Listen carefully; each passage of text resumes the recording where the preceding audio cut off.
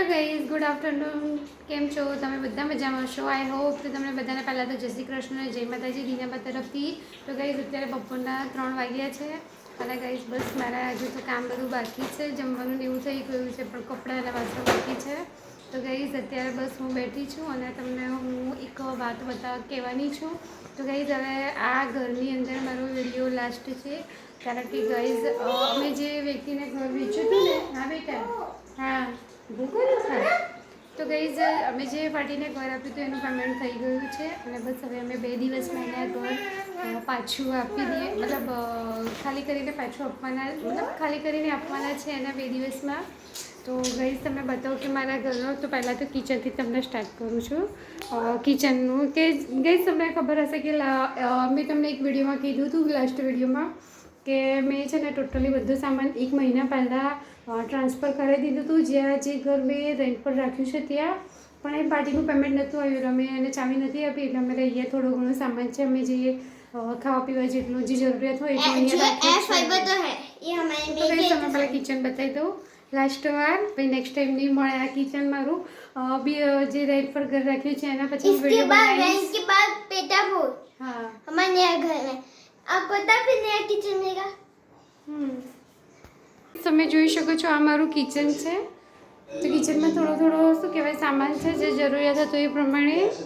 અને ગાઈઝ અહીંયા તમે જુઓ કે જે પાર્ટીએ ઘર લીધું છે ને એ પાર્ટી મંગળવારના દિવસે માટલી મૂકીને ગઈ છે. તુલસી વિવાહ હતા એ દિવસે બપોર પછી એ લોકો આવ્યા હતા અને માટલી મૂકીને ગયા છે. અને આ તો તમને ખબર જ છે મારું કિચન છે આ રીતનું. તો ગાઈઝ જે મારો મોટા ભાગનો સામાન હતો, ફ્રીજ, ઘંટી, પછી પીપળું ને એ બધું મોટા ભાગનું બધું ત્યાં ટ્રાન્સફર થઈ ગયું છે. અહીંયા થોડુંક જ સામાન છે.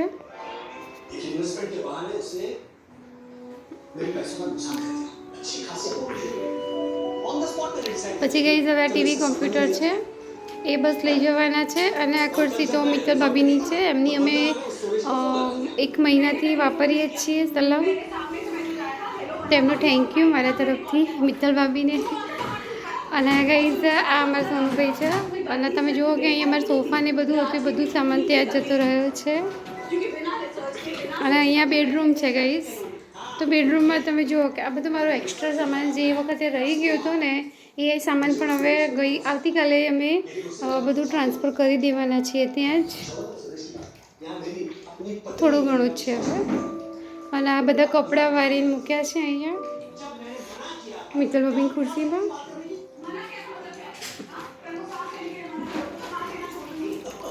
અને ગાઈઝ તમે જોઈ શકો કે અમારો વોશ એરિયા ચોકડી, તો અહીંયા વાસણ પડ્યા છે અને કપડાં પડ્યા છે. તો આ વાસણ ઘસી કપડાં ધોઈ કાઢીશ, પછી મારું કામ ફિનિશ.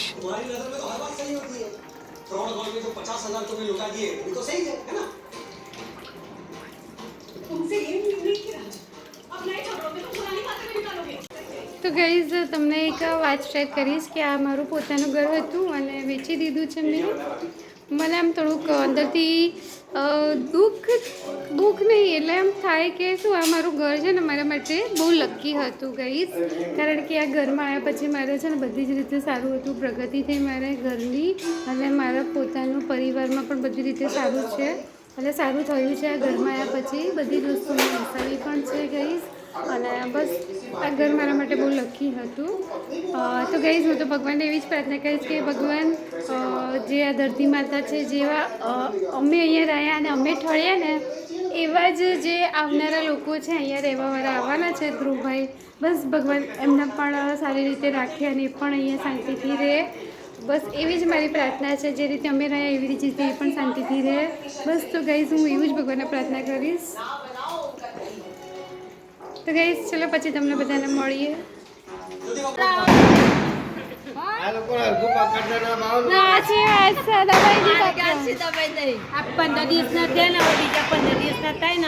એટલે ધાણા ખાય, પછી કોબી કાપી નાખીએ, જેડી ખાય, ટામેટો બામેટો બધું કાપી નાખીએ.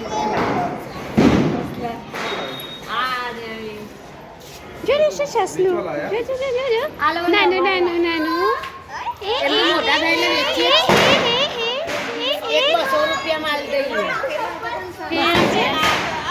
તમે જુઓ નાનું સસલાનું બચ્ચું આલીએ છે. મફત તમારા છોકરાને જેમ આચવવું પડે સાચી વાત.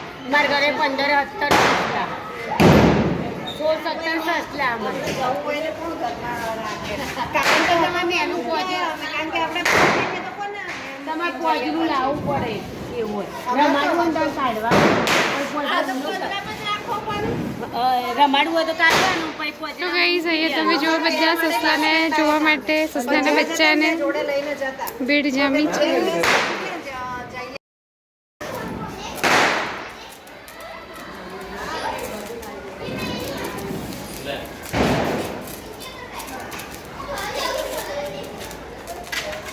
અમારે સોનું 1000 રૂપિયા ફટાકડા લેવડાયા છે. બીજા એવું છે અમારે સોનું. આ કોણ નવી કોઈ એક્ટિવા લાવ્યું? હા કોઈ નવી એક્ટિવા લાવી હે ને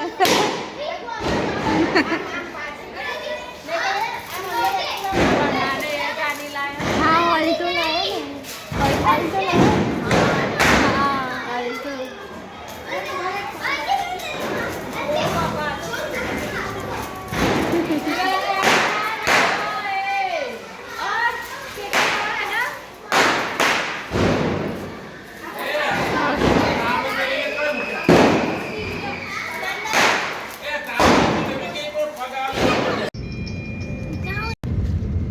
હેલો ગાઈઝ, ગુડ મોર્નિંગ, જય શ્રી કૃષ્ણ, જય માતાજી દીનાબા તરફથી. તો ગાઈઝ અત્યારે છે ને સન્ડે છે અને અમે અત્યારે મેરેજમાં જઈ રહ્યા છીએ અને અમારા સાહેબને છે ને જો આ બાજુ ચૌહાણ સાહેબ બેઠા છે પણ મારા ફોનમાં રિઝલ્ટ બરાબર નથી આવતું અને પાછળ મારા મમ્મી છે તીર સાનિધ્ય અને મારી પાછળ રીસુ છે. રીશુ હાય. તો ગાઈઝ અમે છે ને અત્યારે મેરેજમાં જઈ રહ્યા છીએ મોલપુરથી પિસાલ ગામમાં. અને મારા સાહેબ શું કેવું છે તમારે? હા તમે છે ને મને ડીમોટિવેટ કરો છો એટલે મને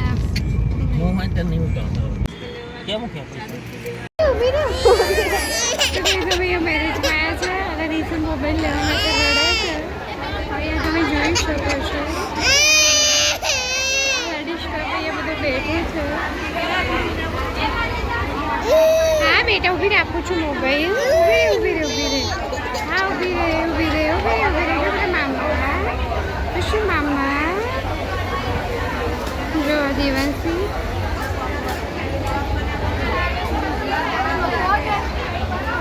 ઓ રીશુડા.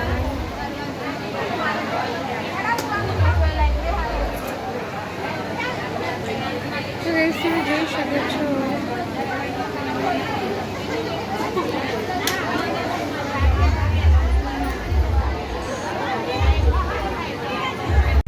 ગાઈસ મમ્મી મારા માસી છે, પછી મમ્મીની બાજુમાં બંને માસી, એ ભાઈઓ એ જો નીચે અમારી નીચે તો અંદર પડી ગયા ભૈયા જો બોલાવશે દીદી. દીદી નું અંદર પડી જાય છે. દીદી કોકદમ જોવે એ ભૈયા જો નીચે ભૈયા બોલા વિચારા છે ના વિચારતી તો નહીં. ભૈયા જો મોબાઈલ જેવો છે લ્યા તો જેવો છે ભૈયો.